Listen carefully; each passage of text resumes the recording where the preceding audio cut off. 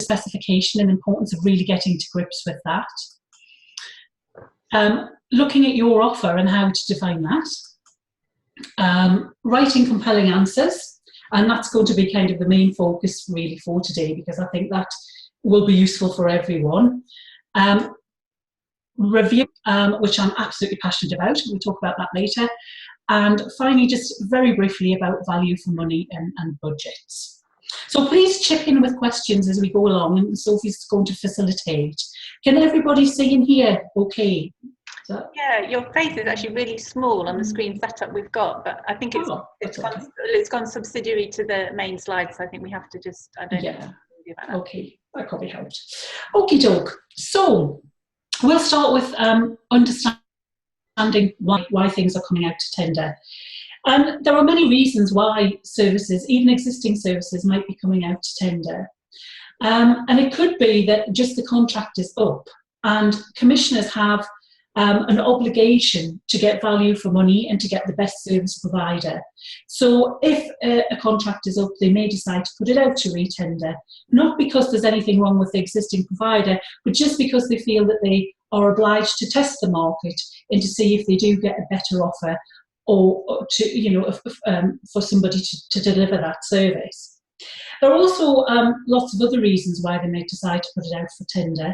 It could be that they have too many providers and they want to reduce the number of providers. So, for example, if it's a county-wide service and they have lots of different providers doing different elements of it, they might decide that they want to just have one or two providers. Most likely these days they want to get extra value for money, so they come out with a new specification. Or they might want to change the specification of the service in line with best practice and the latest legislation.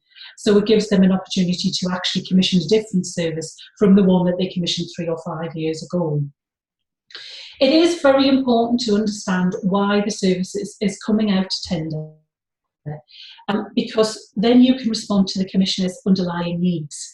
So there's always a reason why it's coming out, and it's important to know that. So, for example, say you work in a county where a service is currently provided by a range of different providers covering smaller areas in the county. If you're the commissioner, this means that you have a lot of providers to manage. So you have lots of different contracts, you have lots of different contract meetings, and also in terms of value for money, it means that you are paying all those providers for their overhead costs, so things like their managers and their premises. And it may also cause problems with referral management. As sometimes a service user might live in one organisation's patch, but they don't have any vacancies, and so they, but other people do, but there isn't that kind of cross-working. So that's a bit of a headache for the commissioners. So if they get an opportunity to put that service out to tender, they will probably look at having different lots so that you're not having that wide range of providers. So I want to go straight into a discussion, and I want you to just imagine that you are one of these providers in this county, and that this service is coming out for re-tender, and instead of it being lots of different lots throughout of the county, there's just going to be either one overall provider or two overall providers. And how would that change your offer, your response to that tender, knowing that? What sort of things would you have to consider? How would you change your solution in order to respond to the new tender? So think about what you would be doing if you were one of those providers and what you'd have to do differently in the new tender. So if we can open that up to some ideas, that would be great.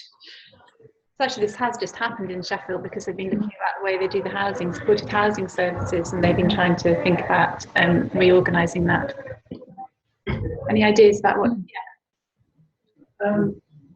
You'd have to think, I think, a huge amount about the transition from one service to the other, never mind what you're going to end up with, because there's going to be all these other services winding down, and you'll need to take on some of their staff.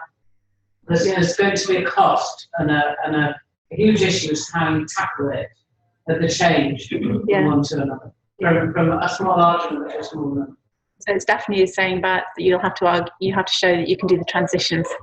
from. Exactly, that's it. And it's down to really practical nitty gritty about, do you have somebody who can give you GP advice, for example?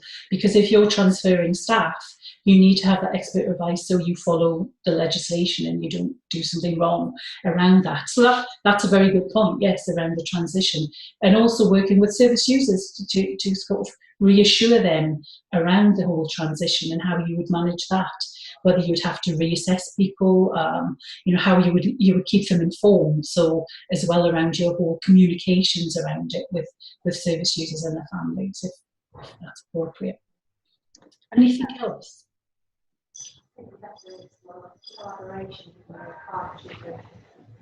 So Claire's saying you'd have to explore collaboration and partnership and demonstrate you're capable of working in partnership, and the commissioners would need reassuring on that fact. Yes, exactly. You may want to be looking at perhaps some consortium bids where one of you agrees to be a lead bidder and you give some work to some other organisations. And if that's the case, you need to think about the governance of that and how that will be managed. Because as the lead provider, you would be ultimately responsible for the contract. And it's whether you think that you've got the organisational resources to take on that role, or perhaps if you want to be subcontracted to someone else. And the earlier that you know that this is going to happen, then the earlier you can start those discussions. So it is really important to know that this in advance, and the tender actually coming out. I think there's some very practical considerations as well that you need to think about if you're going to move, from just delivering in one area to another area. I don't know if anybody's got any thoughts about that. Yeah, any other ideas about how you'd show if you were trying to demonstrate you could cover a patch? I think maybe there's an alternative suggestion, and that is that you and others catch that patch. I know it's going similarly back to that, but I'm thinking specifically of the libraries. And there are 11 libraries, and the only way the libraries have been able to get a better deal out of the council is by joining together. So now those 11 libraries are thinking of becoming one organisation. They're actually looking at having an additional charity above all the individual ones to take that on. So that sounds very much like reinventing the library service. Well, it does a little bit. It's independent. 11 out of the 20. But it does mean that by collaborating, you're not all fighting for the same bids. Yeah. And you've obviously got more buying power, and probably easier for one larger organisation to put in to either run some services or to put in bids. Yeah. So that's more of a practical solution. Did you hear that, Debbie? Yes, I kind of picked up the gist of it. And I think that's really important, that it's a good approach to take. But somebody would have to be the person who was the lead contractor and who actually held the contract with the council or whoever was the commissioner. So there is something there to think about, which is the organisation who has the resources and the capability to do that, and who's capable of managing those other organisations. Because although I think particularly in the voluntary sector, there is a lot of talk about collaboration and working in consortiums, when you come down to the actual legalities of it, somebody is a lead provider and somebody has to line manage those other organisations. So you need to be aware of that really and have good governance systems in place to do that.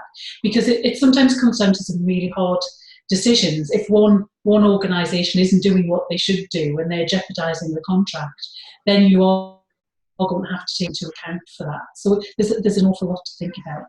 But for an individual provider, there's also some practical things in terms of where would you be based? If you've only been delivering in one part of the county, your office base, if you have one, might be, say, over in the west. But if you've got to cover the whole county, you might be wanting to look at some different offices in a more central location so that your staff aren't travelling out, because that would be more expensive in terms of travel cost and travel time. So you would want to look at office premises so that in your bid you could actually reassure commissioners that you'd thought about that and you'd looked at the different options and you could secure somewhere which was within the budget. So there is a lot to do even before you start writing the bid, really, if there's going to be a major change. So that's why it's important to, you know, to sort of have this advanced knowledge of what's going to come out to tender. I think as well, you need to sort of keep your finger on the pulse of where you can find out what's going to happen and what is going to be coming out to tender. And some ways that you can do that are by reading strategic needs documents, because they will usually give an outline of the commissioning intentions. Going along to provider meetings, reading board meetings, or you know, any sort of relevant minutes of meetings that come out where decisions are made. And also I think it's very important if there are any consultations to be involved in them, because that gives you a chance not only to respond, but also to influence what the solution will be. And when you're working directly with service users, you know quite often what it is that they need and where the services aren't working for them, so you can actually shape what the future specification is going to look like. So yeah, so that was all I really wanted to say about that, unless anybody's got any questions. So the kind of point of what you're saying is that if you understand what they're trying to get to, when you're writing your answers, you'll be talking about how you've got the right location and you're doing joined up working, and you're putting all this. Yeah, exactly. Yeah, you're thinking about what your service is going to look like before the tender stage, and doing some of that work in advance. Really, I think that's the important thing, because once the tender comes out, it's all busy, busy, busy. Let's get it written, you know, because you've got a short time scale to do that, because you know how deadline driven these things are. But as much of the work that you can do in advance, then you can reassure the commissioner that you have thought the solution through, and you've got things in place that can actually respond to their new needs, which is obviously going to increase your chances of winning the bid. Sorry. Okay. Actually, can you push your camera down again, because we got. It keeps going back up. That's nice, so we can see more of you. It's a new camera, and it doesn't seem to clip onto mind of its own. Yeah, it has. Yeah, just have a drink. Okay, so the next thing I wanted to talk about was the specification. And it's very easy, and I think we've all done this, and I know I've worked with lots of people who've done this. You get your ITT pack, your invitation to tender pack, and you look at the questions and you think, oh, what horrors are there in there that we have to answer? And you immediately start working on the questions. And I can't stress enough how you must kind of hold back from doing that and get acquainted with the specification, which is what the commissioner wants to procure. So first of all, read your specification as soon as possible. And I don't mean just flick through it. I mean really, you know, switch off your phone, take an afternoon, go through it with highlighter pens, and really get to grips with the specification. If you do it as soon as possible, you can identify if there are any clarification questions. Quite often, specifications are really badly written. So they might say something in one part of it, and in another part they say something that seems to disagree with that. So the sooner that you can identify any clarifications, you can put those questions in, so you're absolutely sure what it is that they're going to buy. You can start planning your service model that responds to the specification. You can pick out any underlying themes within the deck and identify what the commissioner wants to achieve through the specification. You can find out what outcomes the commissioner wants to achieve, and you can also check if there are any lots or areas within the specification and decide what you want to go for. You can also, it's cut off my slide, but never mind. You can also make a note of any instructions about submitting the bid, and sometimes these are quite detailed, or even down to what font size, you know, what format the documents have to be in. I just finished a bid this week, and they were very adamant that anything that was in Excel had to be unlocked so that they could manipulate it as well. You couldn't kind of just submit that in a locked format, otherwise you risked being disqualified for not following instructions. You can check whether you want to be a lead bidder or if you want to work with other organisations, perhaps as a subcontractor.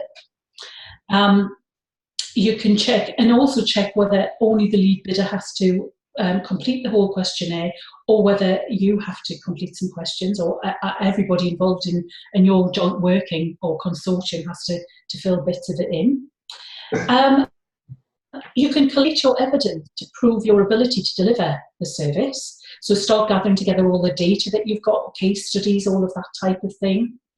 And also you can, often within a specification, you find links to further reports and reading, which you need to look at because they often have really good clues about what the Commissioner is looking for. I just want to kind of give some examples. I've been working a lot on NHS 111 bids recently. Well, it's a countrywide service. It's the same service throughout the country. So you kind of think the specifications will be the same. But they actually vary quite a lot from area to area, depending on what the commissioners want to achieve through the service, over and above the just, where you ring up 111 and somebody answers the phone and takes you through the questions. So I've got a couple of examples from some recent specifications. This is the latest one that I worked on, just to show you what I mean. So this first one, when I read this in the specification, it's saying that the CCGs want to work in partnership with the provider, and the final specification will be co-produced through the procurement process. So what that's immediately telling us that there's a next stage after the tender stage, that this isn't the final specification, it's a kind of interim specification. So, and then they're also talking about they envisage an approach where the full functionality of the service will evolve over the period of the contract. So what they're saying in this is, okay, that they don't expect you to be delivering the full service from day one. They're expecting the service to develop. And this immediately rings alarm bells about, well, what exactly do they mean by this? Because if you've got an NHS 111, the line, the telephone line, and the people there answering it have to be there from day one. So exactly what do they mean by the full functionality of the service? What else are they expecting you to do? So that prompted me to go and look more into the background and look more into the specification to actually try and understand what they meant about that, so we could then reflect that in the answers in the bid. And the second thing that, sorry, I'm going to go back. The second bit from the spec, which kind of again raised some questions for me, was this one, which is about the workforce understanding the local nature of urgent care system and of providers, and allowing the service to benefit from local knowledge and cultural issues, relationships and understandings to create a better service for patients. The thing with NHS 111 is, it's, as I say, you could answer the phone from anywhere in the country. What happens is you take people through questions, and then you come up with a list of services that they can be referred to, and that's known as the Directory of Services. Now, sometimes, because this is done all centrally, the services don't come up in the correct order.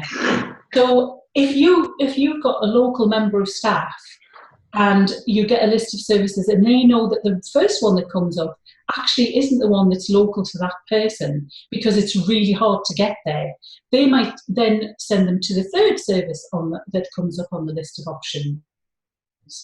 And they can raise that as an issue. And this is why it's really important to have local people, because if you weren't local to that area, you wouldn't know that the first service wasn't the best service for that person. And then you could potentially endanger their life because it would take them longer to get to the first service than it would to the third service, and they may become seriously ill on the way. So this is something that was obviously of real importance to the commissioners because they put it in the specification. But it wasn't in a question. There were questions about the Directory of Services, there were questions about staffing, but they didn't directly ask about, are you going to employ local staff? So I think this was a really important pointer, because in our answers about the Directory of Services and about staffing, we could talk about how we always employ local staff. We don't use agency staff. The client that I was working with doesn't. And so that provided reassurance that there would be local people who were answering the phone and who would know, about the local services and could direct people and therefore provide a better service of patients. So this is why it's really important to get to know the specification, because you can't rely on what they're asking you. It reflects everything that they want to see in your answers. So you can pick out the underlying themes. And the final one is from the spec, was about some patients would use the internet to access 111. This was from a public consultation document, which was referenced in the specification. And if you go back to the first one we were talking about, where they're wanting the service to develop, one of the things that they're looking for here is other ways for people to access NHS 111. So not just through the telephone, but be able to go online and access it, you know, through your smartphone, through your computer at home, just different ways to get into the service and get that advice. So again, that's something that you have to reflect in your answer when you're looking at, you know, what's the service going to look like and how you're going to develop it over the life of the contract. So what the specification tells you is the other things that are important to commissioners apart from what they're asking for in the questions. And so when you really understand it, you can pick out these things and you can reflect them back in your answers. So, you know, I can't stress enough that you really need to get to grips with that specification, even though they're always huge and horrendous, and it seems very daunting. You don't want to do it. And one of the things I think is really interesting is that, so Debbie is being employed as a professional bid writer to write, so she could be writing for your opposition if you're tendering, and this is the level of detail and you know, that she'll be going into and dedicating to getting the answers right. So when you're in a competitive position, you know, it is really a bit of an eye opener how the professional bid writers will, you know, how much work they'll do. Okay, Debbie, thank you. I think also as well, the next thing you need to look at in the specification is the terminology that the commissioners use. So you need to reflect that back in your tender. So, I mean, if we stick with NHS 111, the client that I worked for last, they call the people who answer the phone health advisors. But in this specification, the commissioners call them call handlers.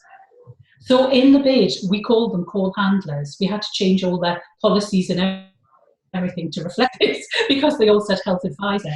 But I always would say that you should reflect back the language that the commissioner uses. It saves any confusion that you're not talking about some other type of staff that they haven't specified. But it also it just makes it more consistent with what they're talking about. So, I mean, I've worked with clients before where we've actually agreed a glossary of terms at the beginning and said, okay, we're going to call this type of staff this, and this type of staff that, and we're going to use these particular terms to describe different things.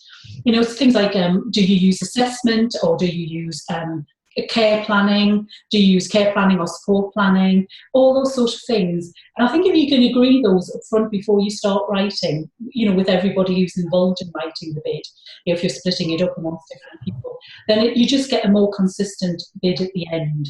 So it's worth doing that because it's easier agreeing that up front than it is having to go through and change it all at the end when you've got the final draft. So important to look at that. Also look at the quality measures in the specification and think about how you would capture the data that would enable you to prove that you're meeting targets. And do you need to introduce another system to collect that data? If so, and you've noticed that early in the specification, it gives you a chance to look at perhaps what other organisations are doing, do a search on the internet for some good practice, and identify a system that would collect that data. And then you can say in your bid, we're going to introduce this system, this is how it will work, and this is how we'll be able to collect and evidence the data that we need to prove that we're meeting, you know, the performance indicators that you're looking for. So you need to have that level of knowledge before you write the bid so you can describe it adequately. It also, by looking at the spec, you can look at identify any requirements that you don't currently do and would struggle to describe any evidence of doing them. Then again, you can start researching good practice, looking at other organisations do, and see if you can find out anything that you could adopt or develop and include in your bid. And alternatively, our commission is asking for something that you do really well. If so, then gather all the data and all the case studies that you can about how you do that well, and analyse what it is that you do that other people don't do that means you get such a good outcome. And make sure that that is peppered throughout the bid, because that is really going to strengthen your case for delivering this. So just a summary, the questions aren't the full picture and they don't ask about everything, but they will expect you to reflect what's in the specification in your answers. It's a bit sneaky really, isn't it? They say, answer this, but actually we also want you to talk about that as well. And do it all in 200 words or something, but really mean. But the specification gives you the biggest hint about what you should be including in all your answers. And I always spend time to really get to know and understand the specification. And then I assign different elements of the specification to different questions. I do that as I'm through it. So I think, okay, in question 1, I need to talk about this bit of the spec and this bit. So then when I come to draft the answers, I have that reference point there. So I can know to tick all of those boxes off really. And it also means you don't miss anything if you do that. So I just do a cut and paste and say, okay, that bit needs to go in that question and that needs to go in there. And sometimes, bits need to be mentioned in more than one question. So it means that I'm actually responding to the requirements of the specification rather than just answering the questions. So really important. So is there any questions about that? Do people think about reading a specification and getting to know it? No, I think you've terrified them into. Sorry about Can I make a suggestion that people read the contract as well? And the contract, yes. And Yes. read Yeah. every word of it. Because I think you're signing that contract as often as not by sending tendering. Somebody needs to read it. Yeah. Absolutely. It doesn't have to be a solicitor. I did write a tender for a company. Well, it was a statutory sector organisation, and actually discovered that the finance director had no idea they were bidding in for this contract, which had quite significant implications for their speaker. So yeah. Okay. I think sometimes with the contract, you probably need the right person in the organisation to read it. Yeah. So it may be the legal person or the finance person, whoever it's going to be responsible for signing up to it. But sometimes there is things in the contract which do reflect what you have to put into the bid, into your written answers. So you need someone to kind of read through that as well. All the documents you get, because sometimes you'll get kind of bidder instructions as well as the spec, and they've got useful things in. That's often where you find the instructions, like, it's got to be in 1.5 line spacing and size 12 font, and if it isn't, then you will get disqualified. or things like whether you can include diagrams, whether the words in the diagrams count as part of your word count, all of that kind of really important stuff. Many years ago, I did have quite a large bid disqualified because the instructions said that it had to be stapled in the top left-hand corner. And we did the thing that we always did, we put it in a folder. It was back in the days when you used to put things in hard copy. And so we put it in this nice folder, and so it was punched and put into the folder, and then we submitted it like that, and it was actually disqualified because we hadn't followed the instructions. And we appealed against it, but they said, well, we wrote it in the instructions and you didn't follow. So that's it, we were disqualified. We'd worked on it for a long time. So that's something where, that's probably how I'm so paranoid about looking at all of the instructions. And then It was, yeah, real lesson to learn. Yeah, so that's the specification. The next thing I want to talk about is planning your offer. And this is probably going to seem a bit contentious, but I think, and this is what I always try to do with my clients, you should have written your service model before you answer any of the tender questions. And people are probably thinking, is this woman mad? What is she talking about? But if you bear with me, there are loads of advantages to actually having an outline of your service model before you start writing the answers. For one thing, it's much easier to write the answers if you know what you're writing about. Because you've actually got the model there. But also you can kind of check how your model hangs together and that you haven't missed anything out. So for example, and you can actually run through scenarios and test how your model can work. Let me explain. So here we are. Here we've got a service user coming to your service, and you're checking out that your service model would work. Okay. Oh, that says it's gone behind. I don't know if it has on yours, but on mine it's going behind Sophie and I. But basically, the first thing is, well, how do people get to your service? How are they referred? How does that work? What is your referral process? Then what happens? What's the assessment process? How often do you review how well people are doing through your interventions? How do you measure outcomes? And then what happens when they exit the service? So if you have the service model, you can apply these tests to see how your model actually works and how well it fits in with the specification. Because you don't want to kind of start writing your questions and then, halfway down you get to a question about how do you measure outcomes, and you think, oh, we haven't thought about that. If you write the model in advance, you've already done this testing and you know that it hangs together. And it is a lot easier then. So Debbie, have you ever worked with any client that's done that? Only when I've worked with them more than once. Yes. Yes. So when they see you coming back, they're like, oh, cripes, let's get this. Yeah, exactly. Yeah, we do that. Yeah. So but I'm not talking kind of writing it in. Yeah, I'm talking about, whether you have a few slides, whether you have a diagram, just something like this. If it's your own organisation as opposed to a bid writer coming in, if it's your own organisation, it might be possible. Yeah, exactly, yeah. I do think, as I said, it's very contentious and people think, no, we don't have time to do that. But when you've actually got your model, writing the answers is easy. And then you don't reach that horrible situation where you haven't directly. So I've got a question from Chris. Yes. Okay. I hope this doesn't sound a little dim, but is this the point at which it's often referred to as storyboarding? Storyboarding, is this where storyboarding comes in? Yes, absolutely, yes. I mean, storyboarding is something that I have used, or any sort of content planning, really. Get people together and talk about how it works. That works really well if you've got a lot of people involved in the bid, because then you can get a discussion going and saying, well, actually, that wouldn't work. Or, that's fine, but how does that move people through in the required time? If the commissioners have said that everybody has to, move out of your service in 3 months or something. So it does allow you to think about your solution, and you do end up with a much better bid at the end of it. You do, I'm convinced about that. So even if you take a day or an afternoon to do some of that and capture it in storyboards, on flip charts, in diagrams, on PowerPoint slides, whatever, it is worth doing that. So you've got an idea of what your service, your service model is before you start answering those questions. So crazy idea, but it is worth doing. Okie dokie.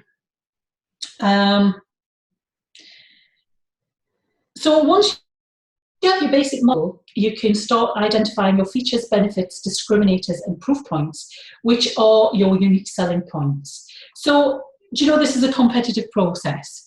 Everybody is going to say that they're going to meet the specification. You'd be mad not to, wouldn't you? You're not going to say oh yes, Mr. Commissioner, we'll deliver the service, but actually we're not doing that bit of it because we don't, we can't be bothered, or we don't think it's a good idea. So everybody's going to say that they're going to do it. To make yours a winning bid, you have to have something over and above that. You have to have unique selling points that makes your organisation stand out from all of the others.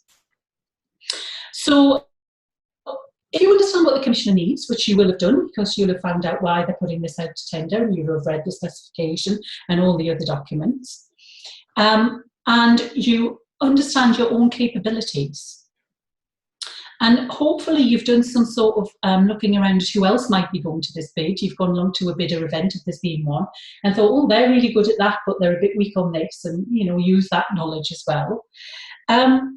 You can start looking at your own capabilities, the features of your bid.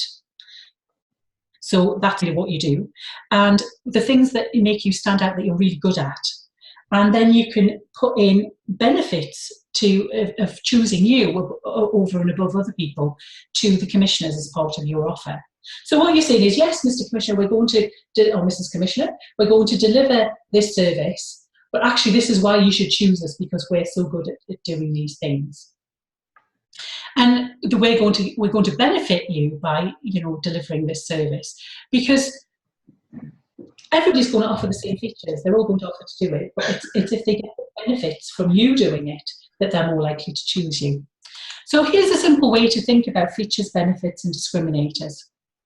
So the features are the what of what you're going to do. So something like, all staff are on flexible part-time contracts. Okay, so that's a feature of your offer. So what? How does that benefit the Commissioner, or how does it benefit the service? Well, if all your staff are on flexible part-time contracts, it means that you have flexibility in your service model. So how does that act as a discriminator? Well, it might mean that you can offer an instant response to peaks and troughs in the service demands, which keeps people out of hospital. That could be, say, one of the things that people are trying to avoid, that the Commissioners are trying to avoid. So say you were doing a domiciliary care service where people were coming home from hospital and they needed support to enable them to come home from hospital. If they don't get that support quickly, then they're more likely to be readmitted.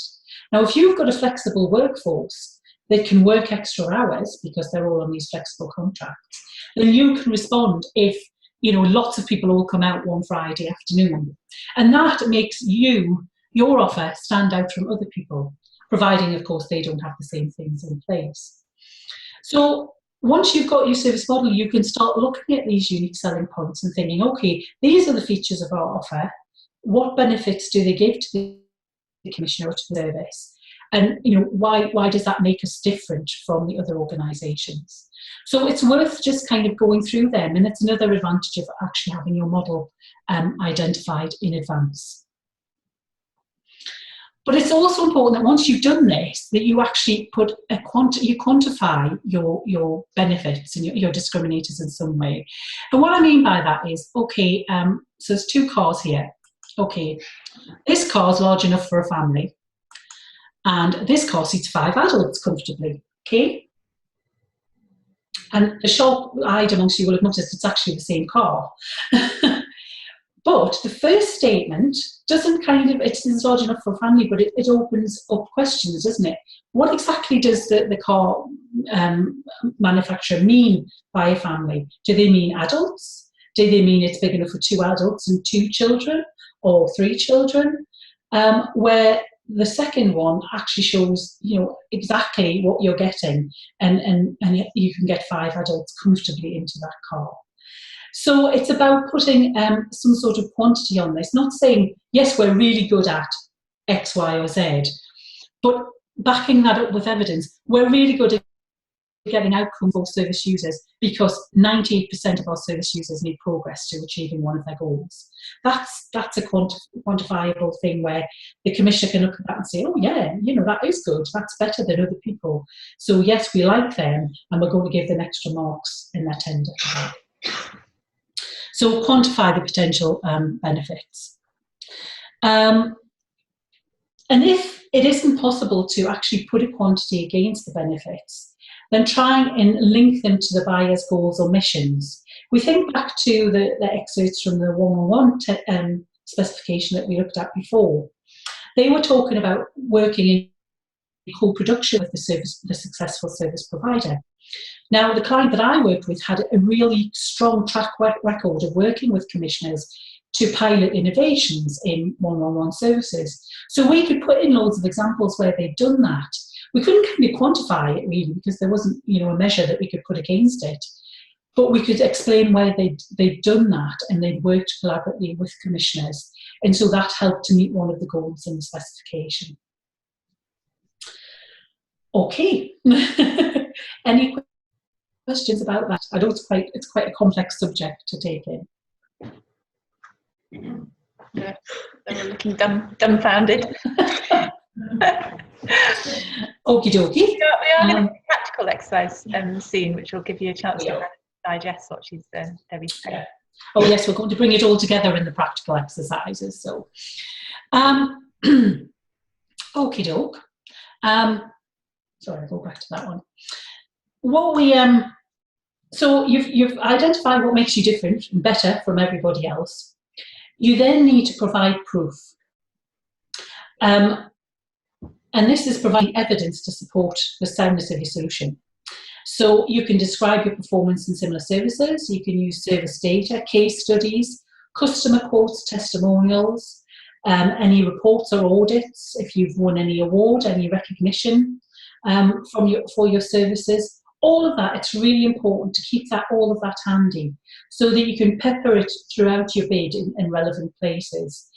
If you think, evidence is so important, because if you think of it from the Commissioner's point of view, it costs a lot of money to run a procurement exercise, and it's a huge risk for them, because whoever they give the service to is going to be running that service for 3 years, perhaps longer, 2, 3 years, depending on the length of the contract, perhaps as long as 5 or even 7 years.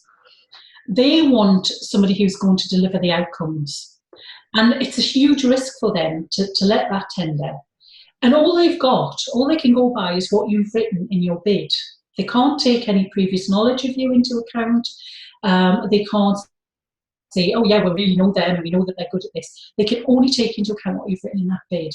So you need to provide as much evidence as you can of your capability to do things, so that you can reassure the commissioners and they're not kind of frightened to give you the bid, because they think, yes, this is a safe pair of hands. They've done it there, they can do it here. So, gather as much evidence as you can. I mean, that needs to be an ongoing thing as you're delivering your services. Be gathering those case studies, and we're going to be talking about that later. Gathering data, gathering outcomes, gathering testimonials, gathering good feedback, and keep that handy so that you can then reference it in your bid. So important, I've seen organisations who have a really, really good idea of how to deliver the service. They obviously have the expertise, but they just can't prove that they can do it. And if you always have to think of it from the Commissioner's point of view and think, would I take the risk with them? Just an example of that. So they might ask about your safeguarding training, for example. Everybody will say that they do it. It's a requirement in most bids, most specifications. So your feature is that you audit your training. 100% of your staff have completed it. Use scenario-based, based on everyday, situations that they'll come into as part of their work. All staff have to complete a test, which they must pass before they work with people alone. And you provide refresher training once a year, again audited. So that's the feature of your offer. So it sounds good, doesn't it? You do all of that. So what? What's the benefit to the Commissioner? Well, the benefits are that the Commissioners can be assured that all of your staff understand how to spot signs of abuse and what to do about it, including who to alert in the organisation, how to make a referral, and what their role is in terms of multi-agency working. This means that your services are safe and that people will be protected from abuse or potential abuse, and that local multi-agency guidelines will be followed to protect the person. So is that a discriminator? Probably not. But if you had a good quote, for example, from the CQC, saying that your staff had good knowledge of local safeguarding procedures, that would be a good proof point to back up what you're saying about safeguarding in the bid. So you want to go through your model, gather your proof points, and try to identify your unique selling points. Then make sure that you pepper these throughout your bid. Okay. So we're going to be talking about writing. Oh, are there any questions about USP before we go on to writing answers? No? Any questions on that bit? No? Thank you, Doug. It's about people are very shy, I think, about telling real stories. And sometimes you have to coax it out of them, and often it's quite a personal story. And I think it's really good if you can talk to your colleagues and get a real story about a real person, but assure them that you don't have to use that. You can change the name, you can even change the age or the sex of the person, and then you put not their real name. But I think staff often have built in that they have to be confidential. They have to respect people's privacy. They're not going to start talking about, you know, the clients and the people who they're supporting. And I think you have to kind of get over that and find ways around it. But I should be able to use real people, because when you're reading something big, it wakes you up. Because all of a sudden there's, you know, Jane or Fred or whoever who was 57 and this happened to them. And this is how, then you use that feature thing. You say, you know, what you did, what the benefit was to them.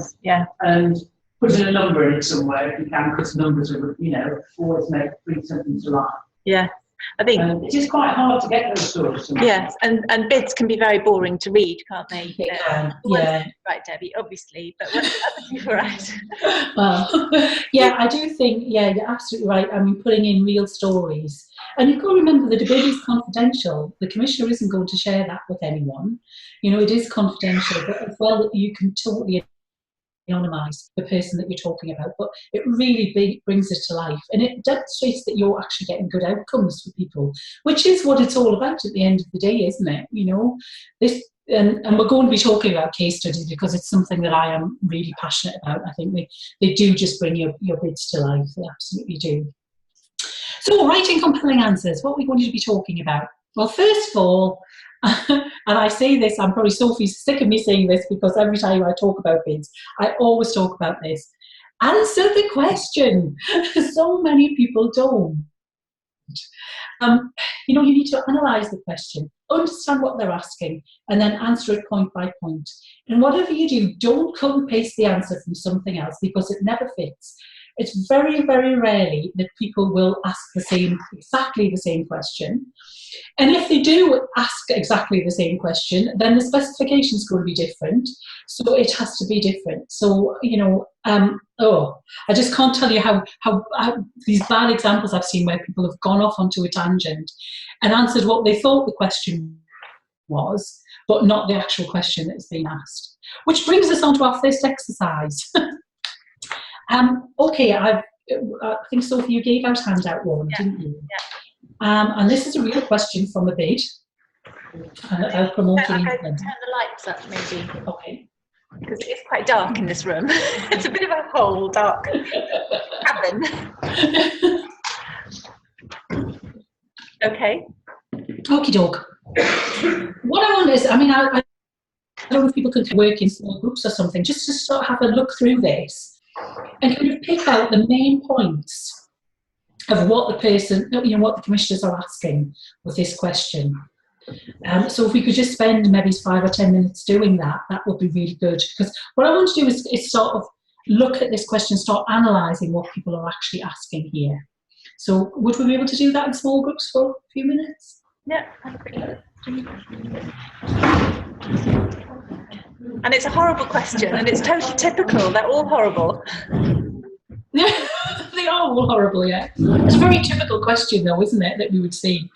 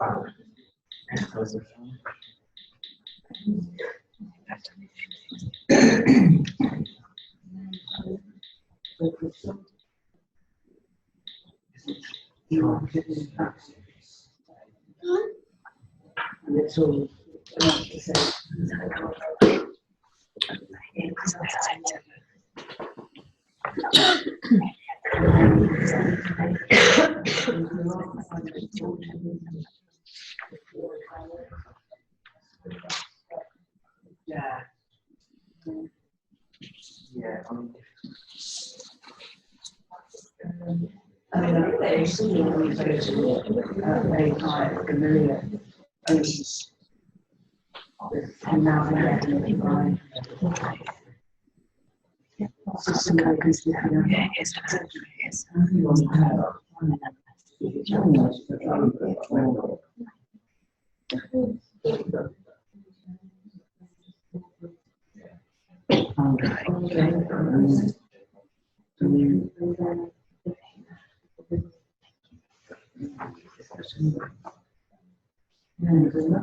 So they're all hard at work, Debbie. Are they? Okay. What time do people want to stop for a break?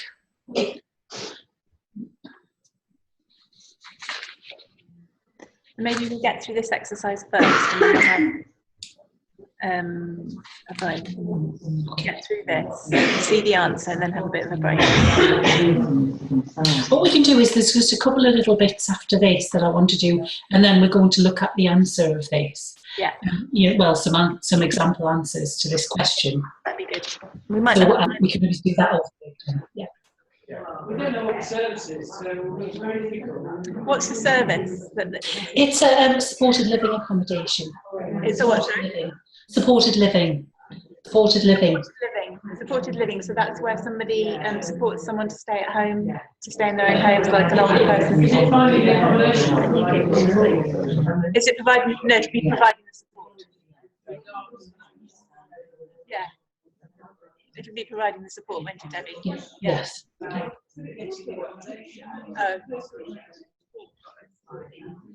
It says how you have source accommodation. The question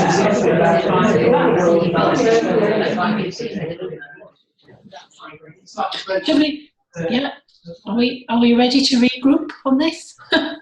So maybe, so they've had a quick think, but maybe you could have a few more minutes. Are we providing the accommodation or just brokering the landlords?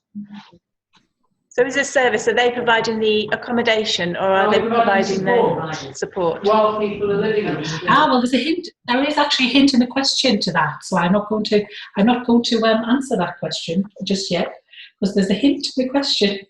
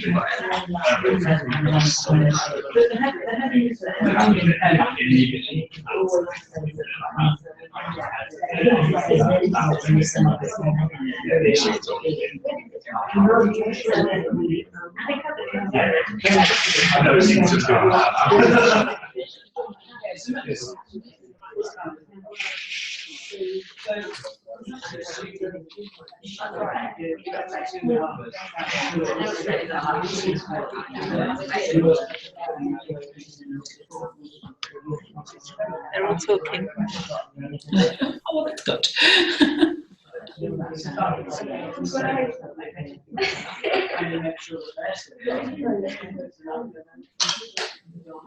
Okay. I know you've not had much time to think about it, but we'll probably crack on because I know Debbie's got a lot of other content to get through. Yeah. So we'll probably just crack on, but just gives you an idea when you start to think about it, how difficult it can be. Yeah.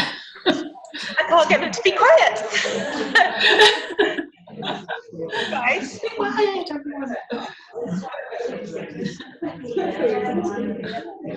Okay, should we move on to the next? Yeah, okay.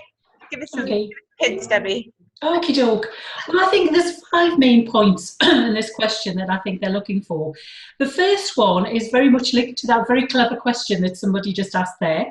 And it's saying, how will your organisation provide support to service users in the sourcing of supported living accommodation? So although you are providing the support to people, you have to actually help service users to access where to live in a community where you can then provide the support. And this is really important because it means that you have to have links with landlords. And this particular tender was in an area where rented accommodation was in very short supply. So that was a really big issue if you were a service provider going for this. Because if you didn't have links with private landlords, there was no social housing or anything to get. So that is a really important point in this particular answer. I think the second thing is it says your answer should include evidence of, and then it has those points A to I. They're looking for evidence there. They don't want you to say how you would do it. They're looking for evidence that how you do those things. Thirdly, it asks you, how do you capture evidence and feedback from service users? So they're actually looking for your process there. They're looking for you to describe your process and how that would actually work. And again, identify where outcomes have been achieved. So again, they're looking at your process and your way of doing that and evidencing that. And then they're looking at how this would positively reduce the impact on council budgets through the management and reduction of individual support package hours. So basically they're saying, okay, give us evidence about how you can do all of these things, and then explain about how that's going to reduce individual support packages. So they're asking an awful lot in this question. They're asking about your links with landlords, they're asking for evidence how you do all of these things, and they're asking for processes, and then they're saying, okay, you've done all of that, how is that going to reduce support hours? So a huge and very complex question, which isn't how it seems to start with. Some other points to notice: 2,500 words to answer all of those points. Evaluation criteria, they're looking at comprehensiveness with which the response covers the above elements. So they're looking for you to be quite detailed in your answer as well. They're also looking at the extent to which the bidder's proposal meets the council requirements. So that is going back to the specification and making sure that you are meeting the requirements in the specification. And they're also looking for innovation. So they're looking for you to put some innovative ideas in there. And for this question, you have to score at least 2. So 3 is clear evidence of meeting the council's requirements. And 2, which is the minimum score, means you can only have minor omissions. So you need to make sure that you are covering all parts of the spec as well as answering this question. Very, very tricky. But by analysing the question and breaking it down like that, you do know what you have to cover and what you have to go back and look at in the spec and make sure that you've got those list of things that you have to include in this. And we're going to be looking at some sample answers to this actually in a little while, which are quite interesting, I think, and just demonstrate how hard it can actually be. So, answer the question, use clear writing. What you want to do is write for the commissioner, put yourself in their shoes. So don't do insider talk about your organisation, because people aren't going to understand what you're talking about. Know what you want to say before you write it. I use mind mapping quite extensively. So I mind map everything that I want to say. And then from that, I can do an outline of all of the things that I need to include. And it just makes it much easier to answer the question. Write very clearly and simply. If the reader has to concentrate on understanding your message then won't get across. You should be able to read it and know straight away what the person is saying, not think, what do they mean by that? Or let me read that sentence again.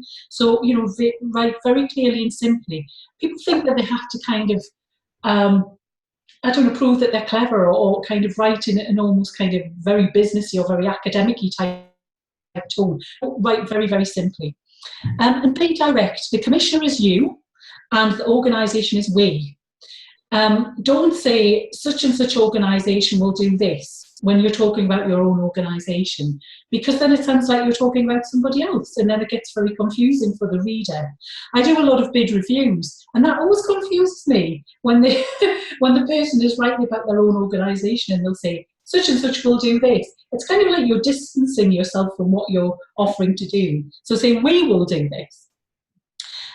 Keep your sentences short. It's easier to understand if you stick to one idea per sentence. Aim for about an average of 17 words per sentence. You know, all Word and stuff has readability statistics on it. Use a maximum of around 35 words. And try and have longer and shorter sentences, because it just makes it easier, more enjoyable and to read. And also try to stick to one main point per paragraph as well. And also try to use the active voice wherever you can. So, for example, the reviews are carried out by the care coordinators. That's passive. If you say care coordinators carry out the reviews, it's shorter, which is very good if you've got a limited word count, but it's a more dynamic way of writing. So try and use the active voice wherever you can. Okie dokie. Structuring the answer. Always try to follow the same structure as the question. So a question like this one, even though it's a horrendous question, it does have a structure for you to follow. So I would use all of these bullet points as headings and actually structure it. So what you would think is, somebody's got to evaluate this and they need to be ticking off that you've covered everything. If you structure it in the same way as they actually answer the question, then it's much easier for the evaluator to mark it. So wherever you can, try and stick to that structure. Use headings and subheadings. Help evaluators find their way around, find the bit that they want, and to check that you've covered everything, and provide evidence to back up what you say. So, you know, don't make bland statements without backing them up with evidence. Try and improve every point. So, for example, you might say something like, we achieved good outcomes for our service users. But how many service users achieved outcomes over the past 6 months or over the past year? If possible, compare this with other organisations or with averages, if you can. Okay, we're going to look at some possible answers to this question. And if we can look at handout 2 firstly. And this was the answer that the client did. This was actually a bid review that I did. And this was the answer that the client gave to Rachel, your glamorous assistant, is currently handing them out. Excellent.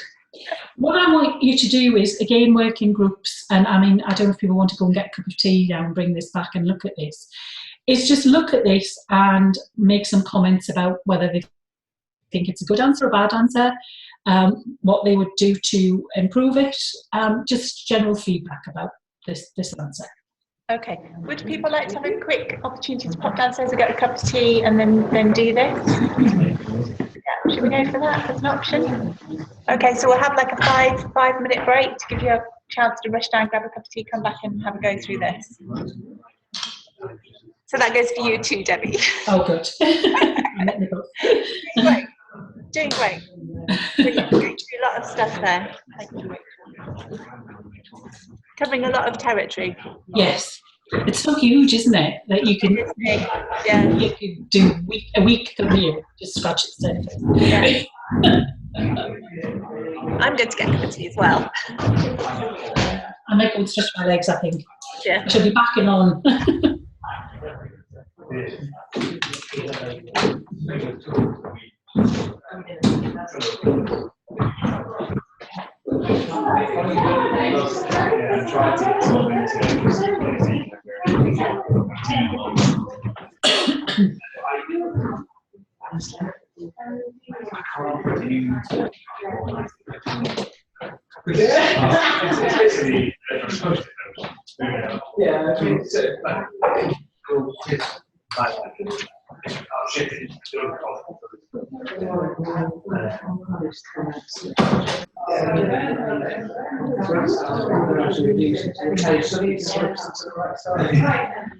Everyone. No, everybody good. Now, it points out changes to your language. It's such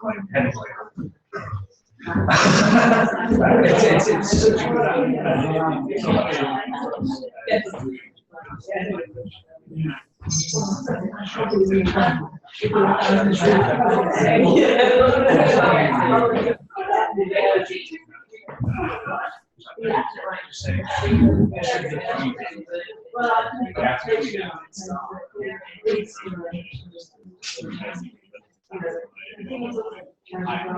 I do tend to use long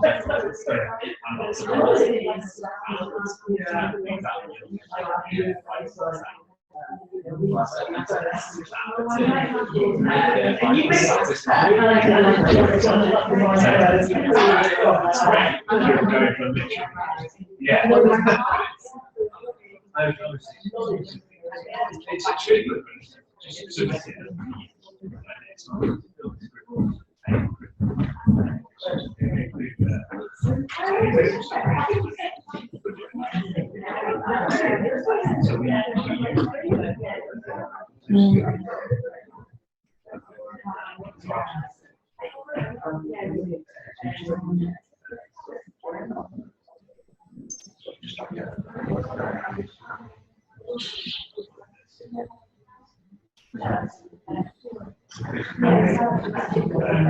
It's similar to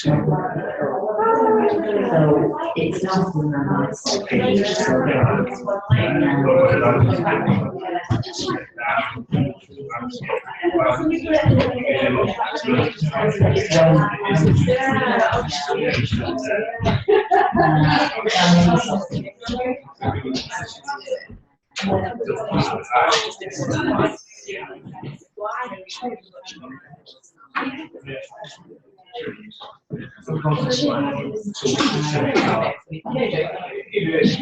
all that language.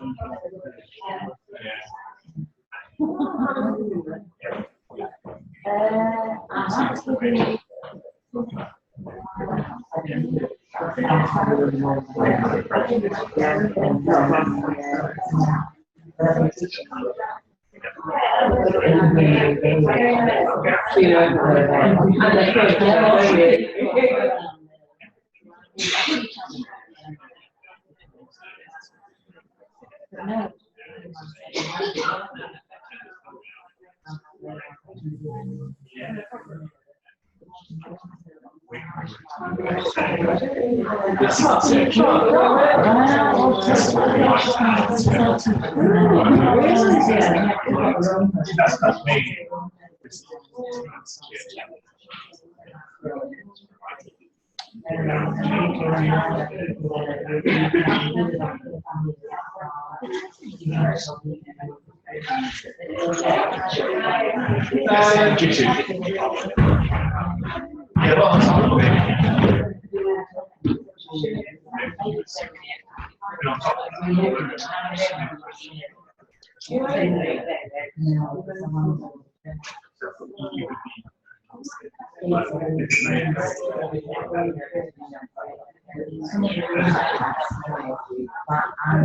I think there's maybe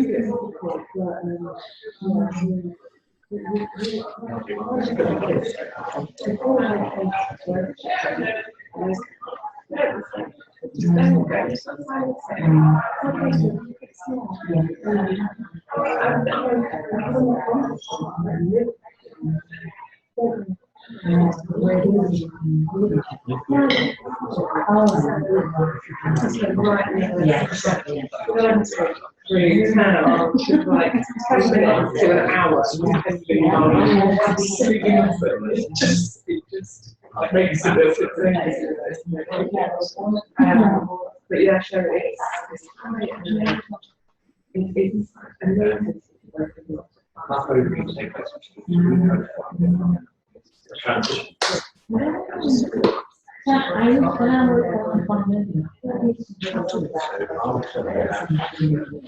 That's central. Yeah, there's only one central. We could have done but we can kind of tramway, right? Because I like seeing it, and they're all there. I can walk around the park. It's all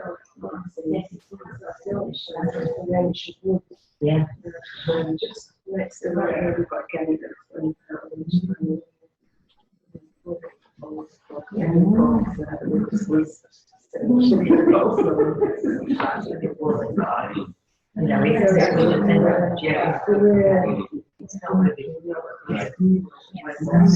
Yeah. And also, yeah, we got a big lot going on. The books renovate. It's just natural people.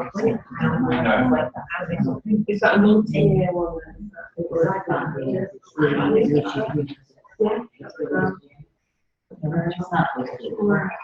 And then just that's how really that we've seen something relates to that.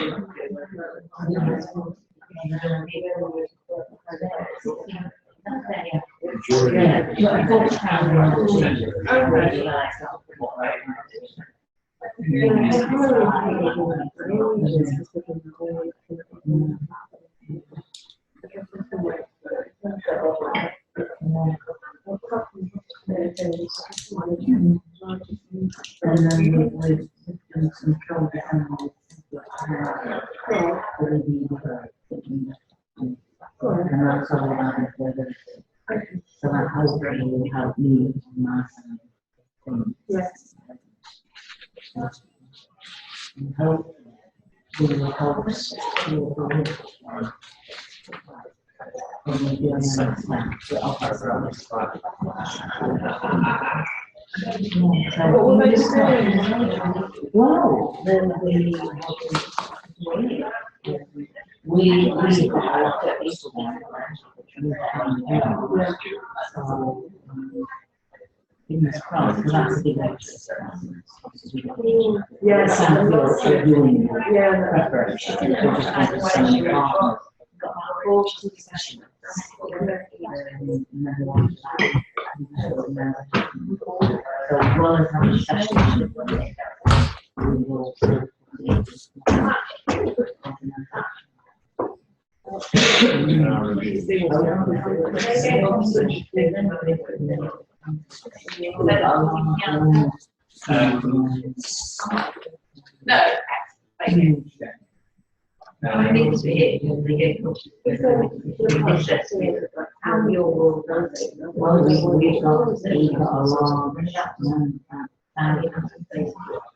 well, we don't know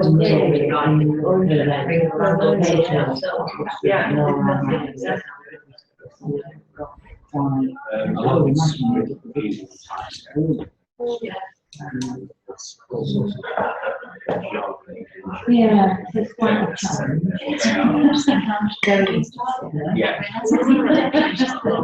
I mean, the sample is something you want when I was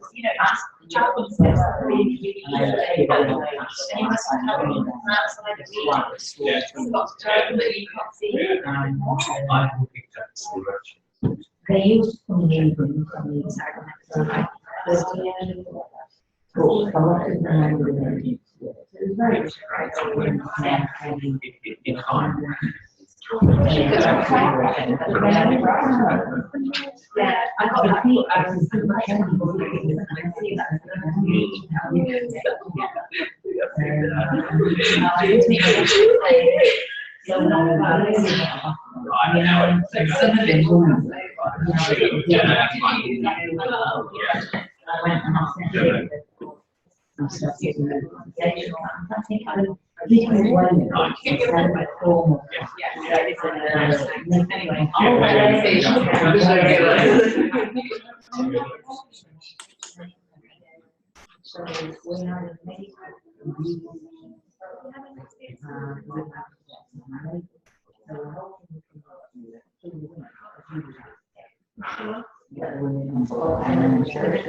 the rest of the family will follow. So fingers crossed, we're going to pilot it for 2 weeks because it was all very unique. Yeah. And then if they want to come on to go out somewhere, but then you've got parties.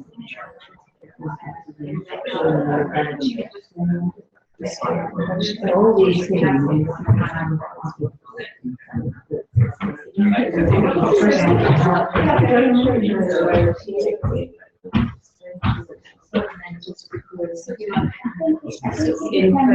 What we're doing is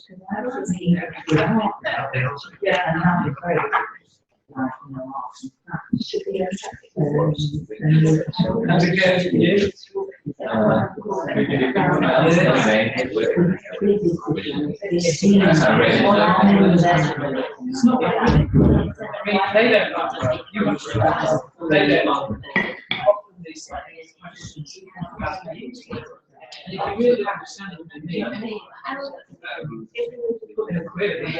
what does this mean?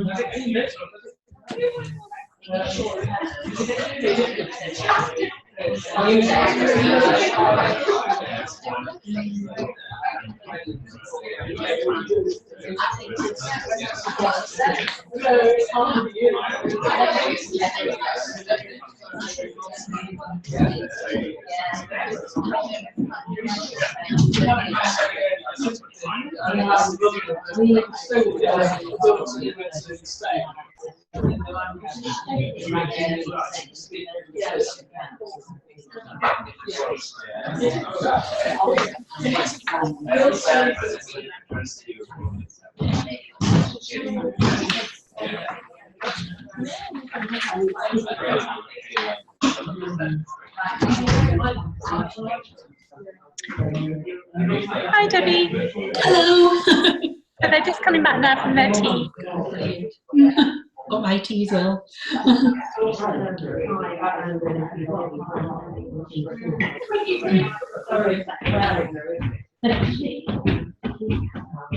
Can you keep cracking on, otherwise we're going to run out of time. Right, I think most people are back, so I need to get Rachel to shout to get everyone to pay attention.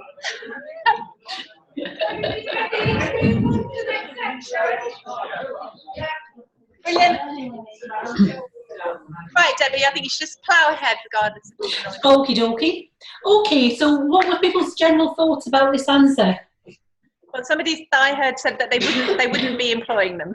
To be fair, this was the first bid that this client had ever done, and this was the first sort of questions that they'd ever answered, and I think that's when they realised they needed somebody to come in and review it. Obviously, it's very short, 274 words out of a possible 2,500. It doesn't really answer the question. There's no mention of sourcing supported living accommodation. There's no evidence that they can do anything. There's no how, recapturing evidence and feedback.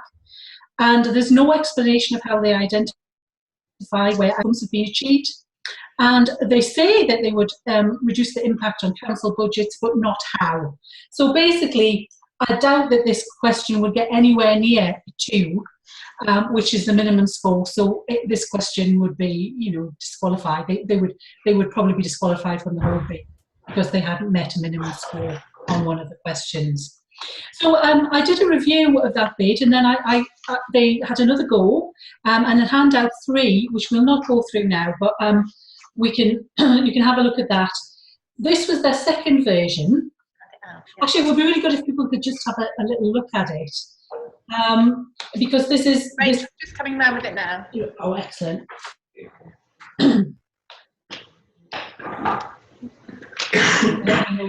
When everybody's got sight of it. We're not going enough. Oh, we had to share because unfortunately I don't seem to have printed it up. So. We've got one on a table. That's very odd, isn't it?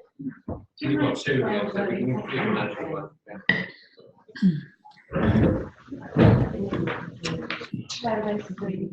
Something went wrong. Yeah, sure.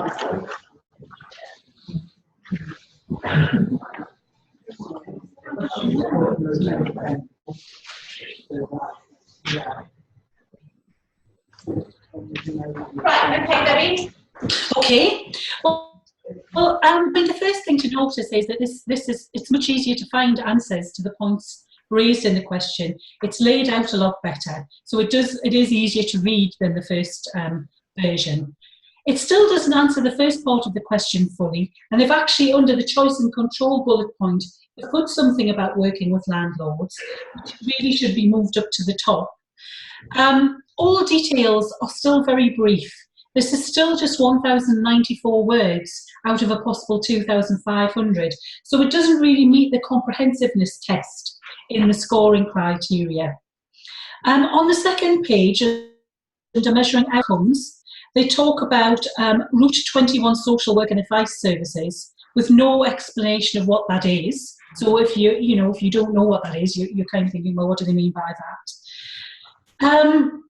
A case study would be really good to bring this to life, because it is quite dry to read. If you remember that we had to meet the council's requirements, that was part of the criteria. So this needs to be compared with the specification, but there's probably not detail because they haven't used up the word count.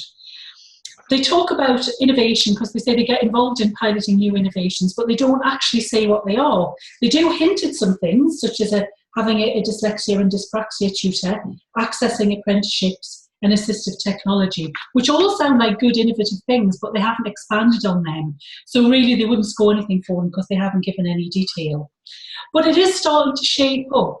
So you can see that, just by starting to lay out another, the question in the same way, lay out the answer in the same way as the question, and starting to put more evidence in, it's already starting to look like a more comprehensive answer, but it does need a lot more work. So, I mean, the question, probably one of the things to take away is that your first draft isn't going to be the finished one. You need to think about what you're going to say in advance, and to probably have a few drafts of each answer to get a really comprehensive answer. So if people could just have a look through that and see how it's starting to shape up, and there is more to be done. Okie doke, we're running out of time rapidly here, so we'll kind of whiz through. The next thing I wanted to talk about again was providing evidence, and particularly statistics and case studies. Statistics on their own can be a bit boring, and they're also quite hard to read sometimes. However, they can provide great evidence of your ability to provide a good service. So I would say generally use statistics to back up a point that you're making in the text and to prove a point. And to try displaying it in a way that's easy to understand, such as in diagrams, comparisons, tables, that sort of thing. And check that it's meaningful. I think that's really important.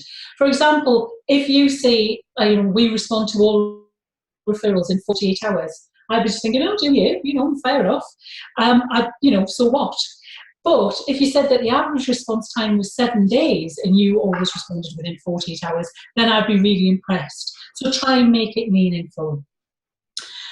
Case studies, they can really, bring your bids to life. But I think you have to collect them and you have to display them in a particular way.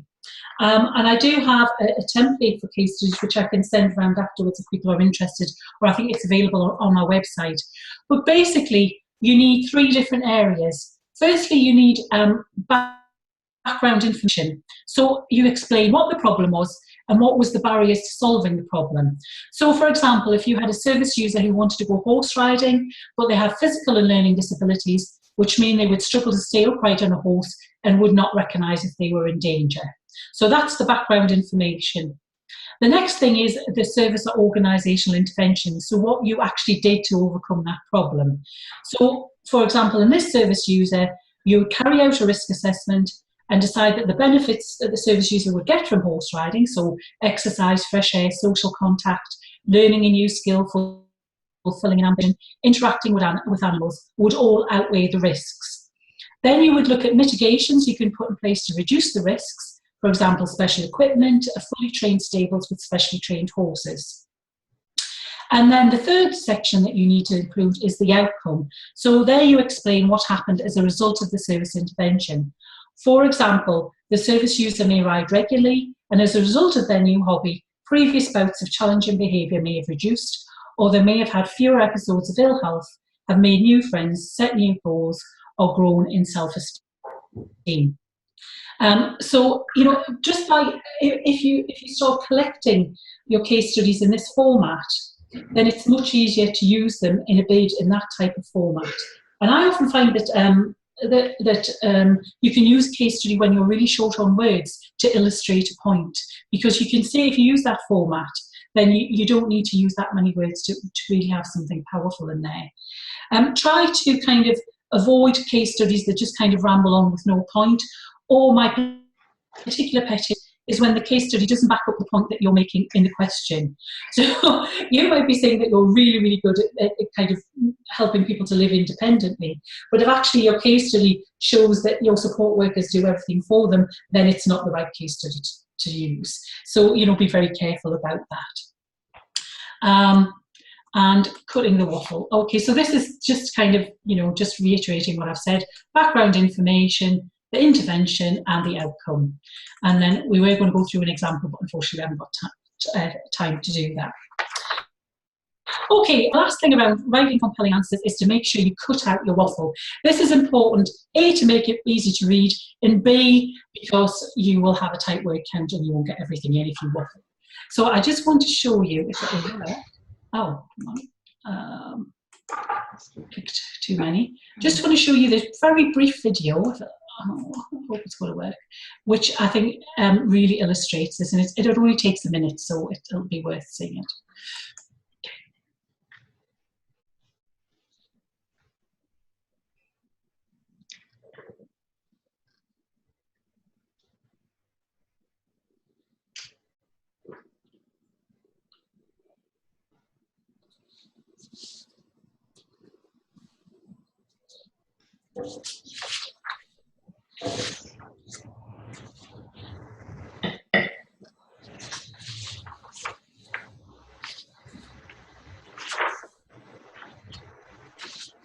Oh, nothing's happening. No.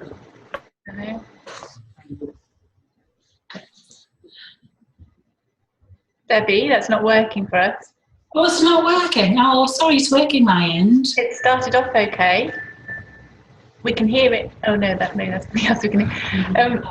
Okay, I'll move on from that. Sorry about that. Send out We the can link to people. send you the link, and then we could, yeah. So does that video just illustrate stripping out? It does, yes. It shows you how you can halve that paragraph by cutting out the waffle.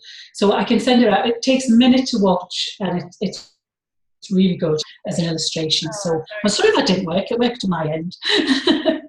Never mind. Okie dokie. So reviewing quickly.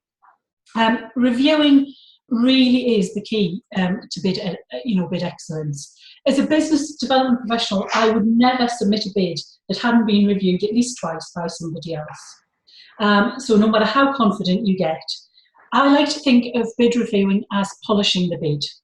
It's really kind of putting, the final touches on it and making sure you've covered everything. You need to schedule it in, build reviews into your schedule. You need to give reviewers clear guidance. So tell people what they're reviewing for. I know I've sometimes given a bid to a client and I want them to sign off the service solution. And they come back and they say, oh yeah, there's a typo on page 11, which is really of no help, So you need to say whether they're proofreading, whether they're looking for fit with the specification, whether they're looking for a clear model, whether they're, sort of checking that for consistency of terms throughout it. So give reviewers clear guidance and say, this is what I want you to review for. And finally, get the right person to review. So if you want somebody to proofread, get your most nitpicky, detail-orientated person to do that. If you're looking for kind of the whole service model and to see if that hangs together, get a really good operational strategic thinker who can look through that and say, yeah, that would work, and I can see how this all hangs together. But it is important that the right person does that. And if it's about, kind of signing off and stuff, that has to be your chief executive, perhaps just a summary of the bid would be enough to do that. They wouldn't have to look at the whole thing. But whatever, you do, don't skimp on reviewing, because it really is the key to bid excellence. And how we're doing for time? Oh, we've got a few minutes. Okay, we were going to do a reviewing exercise, but we haven't got time for that now. So I'll just go back. I don't know what happened to my slide there. So I just want to briefly talk about pricing and value for money. And what I would say is, do challenge your pricing model. I've worked with so many clients who are inflexible on their budget. They'll say, well, this is how much it costs. This is how much it costs us to deliver the service now. See if it's a retender. We can't do it for any less. The thing is, there will be somebody else who will do it for less. So you really need to go through each line of your budget and challenge it. And I know this is sometimes painful, and it comes down to people's jobs and people working harder and things like that. But if you want to continue to provide that, so you want to provide a new service, you really have to do that, particularly in today's climate. And I think one of the main areas to look at is staff productivity. And I have worked with some companies who've done this, where they look at the most productive member of staff and the least productive, and the one who gets the best outcomes. And they kind of try to find, sort of a medium way where they say, right, every member of staff should be able to achieve that. And so that kind of goes into their planning of how many staff they need, etc. And it's a painful process, it is, but it does need done. And similarly, look across different services or branches and analyse what your data tells you. So if you have a member of staff who doesn't work with as many people but gets fantastic outcomes, analyse what it is they do, and then look at the person who works with the most number of service users and what they do, and see if you can't find, some sort of middle ground between them. I think as well as looking at its costs, you need to look at the value that you provide, so demonstrating value for money. If you have other services which are funded in another way, but which could support the outcomes in the service, then mention them. Make sure that you're bringing something over and above that other people won't be bringing. They're an added extra that the Commissioner is getting for free, but only if they're only useful to mention if they actually meet the outcomes or help to meet the outcomes that the Commissioner wants. If it's something that the Commissioner is not interested in, you won't get any marks for that, really. Also explain how you apportion costs across your services. so that the commissioners don't think they're paying for your chief executive or your managers or your headquarters. If only paying a small contribution. So make it very clear. Say, we have costed in, 5% of our office costs or half a day of our senior manager's time. Make that sort of very, very clear. And then, that will be obviously in your budget, but also make sure that you explain it in the text so there's no misunderstanding about that. And I think we've done on 3:30. That's me done. And there's my contact details if anybody wants to look at my website or anything like that. That's fantastic. So has anybody got any, we've gone through so much stuff, so we will share with you. I have managed to record this. I didn't start quite on time, but I did record the last bit so we can make the recording available. There's a handout with Debbie's details on at the door. We can make the slides available, can we, Debbie? Yes, absolutely. Yeah. So if there's anything else anybody wants to ask, now's the time. They all look totally sated with information. So for now, I think that's great. And I'd just like to say thank you, Debbie, for running with this experiment. That's okay. How do you think it worked in terms of having Debbie remote? Those of you that have been to cafes before where we have people in the room, it is very different, isn't it? Yeah. How did it feel having a remote? What do you think? How did it work for you in terms of having a speaker that's not here? Brilliant. When I first came in, I thought I wasn't sure, but actually just having to get into it. Yeah. It would be better to have a Facebook figure. We need, so when Debbie, just take it off screen share at the moment and see what happens. Okay. Because I think it's the screen share that it decides that the screen, And actually, if I mute my video, this might just cut you off, but let's see. No, I thought you would go bigger if I shut mine down, but I don't. Yeah, I think there was a way to do that. There was something that kind of came up before. So where apart from the size, how else do you think what do you think? The sound is a bit problematic. Is it a bit boomy? That may be partly the room. External sound or too loud from the speakers? Just hard surfaces, Yeah. echoing, it's been quite difficult. Harsh. You have to really, I think Debbie is covering quite a lot and talking very fast as well. and of course, people looking at you in real life can read your body language and Get a lot from it. We all know the advantages of person to person, but I think it's great you've been able to do that. I'm not disappointed. But if Debbie was a bit bigger and the sound was a bit better, that would those two, which we could probably achieve. Yeah. I think it's somewhere to concentrate on the slide rather than Yeah. Well, I was satisfied. I was just wondering if a webinar would work, something shorter, perhaps where people could ring in from wherever they were, if that would be perhaps more convenient for people. Yeah, we might try that. We might rerun it, but do it as a webinar. Yeah, that might be. Just saying, save people travelling. I know people had difficulty parking and things, didn't they? So yes, we did. Okay, and how was it for you? How did it feel from your side, Debbie? It's quite difficult to kind of talk and you're not getting any feedback. Yeah. When people are there moving around, but it was quite difficult to hear what people were saying. So.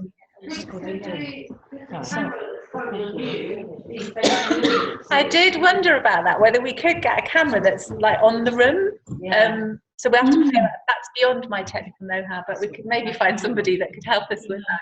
So we'll perhaps request out. Yeah, excellent. Anyway, thank you very much, Debbie. Much appreciated. Thank you. Thanks, everybody. Bye-bye. Bye. Bye.